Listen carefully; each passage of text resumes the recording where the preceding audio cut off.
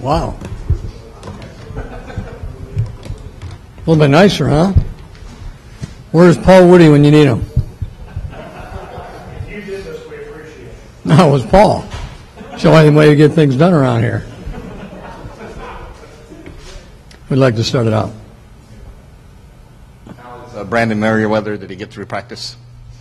You know, we're going to go into our injuries starting tomorrow for obvious reasons.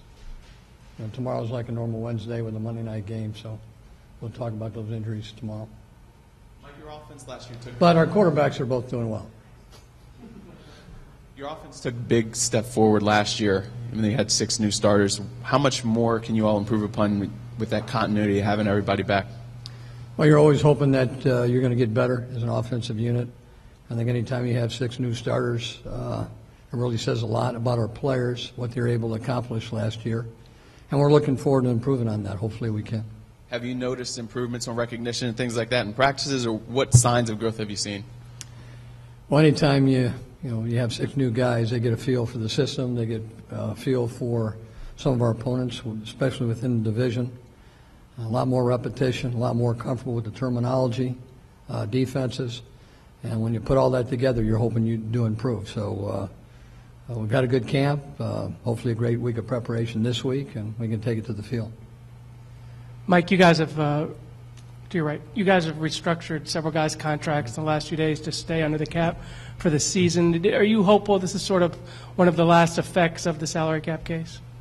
Well, anytime you have 7 people that would have been part of your 46 on game day, you've got 2 suspensions and you got 5 guys either on PUP or an IR. That's one of the reasons why we had to restructure a couple contracts, or at least one contract. So I feel good where we're at. We have a lot more depth. We'll be able to get 3 of those players back for sure. So hopefully we take advantage of it. Just a quick follow-up to that. Did you have to make any decisions on cut-down day different than you would have based on the cap penalty? No, we did not. Okay. And then just on an aside, we had a conference call with Chip today talking about their offense. Steven said he thought you were killing the guys with the tempo at practice. Can you just speak to how you're trying to prepare them for the offense Philly's going to run and how you can best simulate that this week?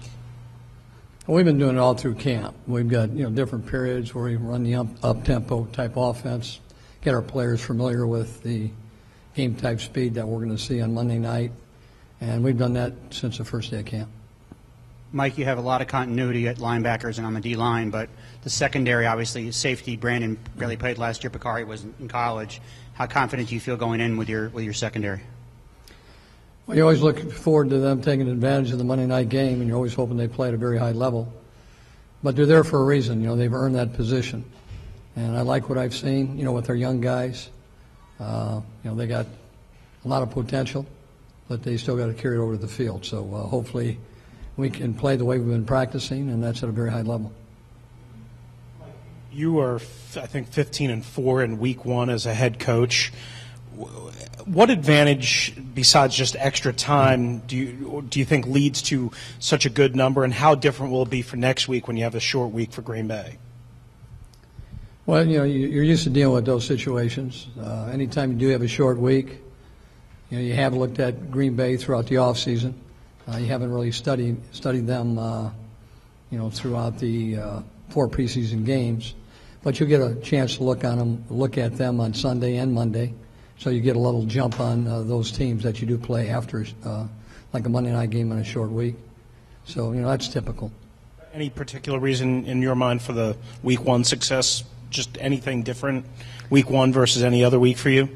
Well, I think, you got a little bit more time to prepare. You're preparing throughout the off season, so hopefully you take advantage of that preparation. What areas do quarterbacks, when they make that jump from year 1 to year 2, what are some of the areas where they really make a bigger leap than some others? Well, I think when a quarterback comes in, he's learning a new language. It's a completely different system that he used to in college. It may be the terminology, the formations. Usually it's all the above. And then you got to take a look at different defenses, different schemes, protections. And so all of a sudden you're learning all these new things, and you're not even really thinking about the defenses you're facing.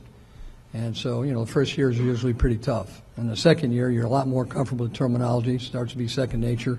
You don't have to think, you can react. And you're used to seeing defenses on a regular basis. Going through the previous year, you got 16 game plans, and fortunate enough to be in the playoffs, you have that. So a combination of all those things. With Robert, do you go into the season in terms of the number of times he runs the ball? Do you have a set of carries by the end of the year that you say, I don't want him going over this number, or is it just kind of just let it unfold and deal with it as it comes? No, we don't have a number. Mike, with you guys being able to get Arakpo back now this week, started the season fully healthy, how much does that take the pressure off the secondary? How much does having an elite pass rush there really change things for those guys? Well, I don't care how good your secondary is. If you don't have a pass rush, you're going to be in for a long day. You can have a great secondary, and if you have a poor average pass rush, your secondary is going to look pretty average. So I think any NFL football team is, the success of the defense is predicated not only on having a great secondary, but a great pass rush. And for some reason you do lose a number of players, then you got to be able to improvise and try to create some type of pressure. Mike, Michael Vick was telling us by the teleconference that really until just this year he didn't learn how to truly slide and recognize when he had to. I know we've talked about this a lot, but when do you feel, based on your experiences, does a quarterback just get that part of the game, knowing to get out of bounds, slide? Is there any kind of age or amount of experience that kind of dictates that? Usually a couple pretty good hits. That'll get you to slide a little bit quicker. But the quarterbacks that I've been with, they come out and most of them are great athletes, and they find a way to make plays. They're very competitive. If you talk about the Steve Youngs or the John Elways, they can go through a number of these quarterbacks, but that's what they did have. They had a great feel, when to scramble. Most of them don't have a great feeling when to get down, but they learn that in time. Mike, we talked so much about Robert getting hurt against Seattle, but you go back to December, he got hurt at the end of the Baltimore game, didn't play against Cleveland. He's only played 2 full games now since early December of last year. How much of a concern for you is rust that he hasn't really been out there very much in a long time? It's not a concern. He's been practicing for the last few weeks, game type speed. He's had more reps in the 2013 training camp than he did from the year before. He's had about